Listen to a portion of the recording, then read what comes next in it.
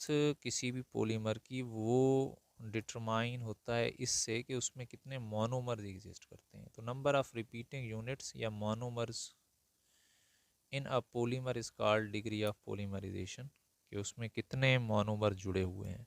It characterize the length of a polymer, ये बताएगा कि किसी पॉलीमर की लेंथ कितनी है। जितने ज़्यादा मोनोमर्स होंगे उतनी लेंथ ज़्यादा होगी। जैसे फॉर एग्जांपल पॉलीइथीन है, पॉलीइथीन में रिपीटिंग यूनिट इथीन ही है, CH2 ये उनका रिपीटिंग यूनिट है। CH2 ये रिपीटिंग यूनिट है उनका इथीन, इसलिए इसका नाम ही पॉलीइथीन है। Number of these units represent degree of polymerization, के किसी पॉलीइथीन में जितने यूनिट्स होंगे ना ये इथीन के, उतनी उसकी डिग्री ऑफ पॉलीमराइजेशन होगी। अगर 2 हैं तो डिग्री ऑफ पॉलीमराइजेशन 2, 3 है तो 4, वैसे इससे ज़्यादा होते हैं तभी हम उन्हें माइक्रोमोलिक्यूल्स कहते हैं। 1000, 10,000, 1 लाख, इससे भी ज़्यादा है। तो डिग्री ऑफ पॉलीमराइजेशन दरअसल किसी पॉलीमर में मोनोमर्स की तादाद है, जो ये डिसाइड करेगा कि वो पॉलीमर की जो लेंथ है वो कितनी है, वो कितना बड़ा पॉलीमर है। उसकी जो है वो मोनोमर्स की तादाद डिसाइड करेगा कि उसमें उसकी लेंथ कितनी होगी, और उस मोनोमर्स की तादाद को रिप्रेजेंट करने वाला जो नंबर है उसे हम कहते हैं डिग्री ऑफ पॉलीमराइजेशन।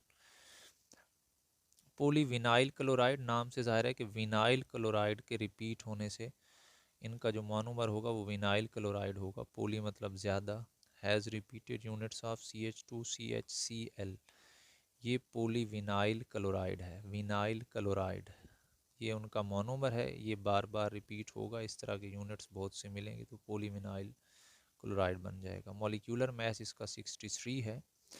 अगर डिग्री ऑफ पॉलीमराइजेशन जो है वो 1000 हो, मतलब 1000 मॉलिक्यूल इस तरह के जुड़े हुए हों, डिग्री ऑफ पॉलीमराइजेशन का मतलब है मोनोमर्स की तादाद को ज़ाहिर करने वाला नंबर वो 1000 है, और एक जो मोनोमर है उसका मॉलिक्यूलर मैस 63 है।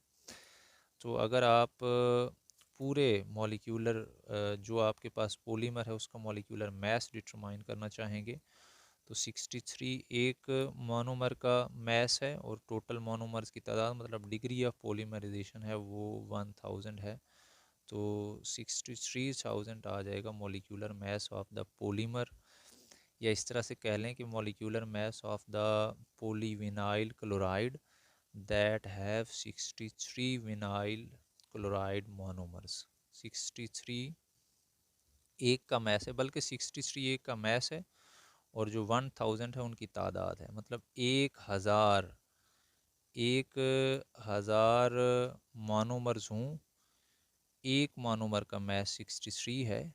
तो जो एक पॉलीविनाइल क्लोराइड का एक जो है वो मैस बनेगा वो 63,000 बनेगा।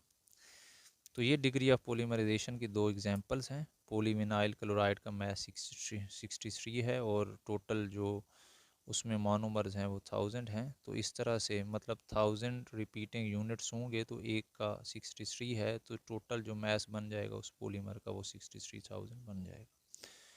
तो ये आपने इसमें से याद करना है कि माइक्रोमोलिक्यूल्स की डेफिनेशन, मोनोमर की डेफिनेशन, और साथ में कौन से ऑर्गेनिक पॉलीमर हैं, कौन से इनऑर्गेनिक पॉलीमर्स हैं, डिग्री ऑफ पॉलीमराइजेशन क्या है, और उसकी जो है वो एग्जांपल, ये आपने इसमें से याद कर लेने, बाकी पढ़ लीजिएगा, सारा समझ आ जाएगी। ओके, अल्लाह हाफ़िज़।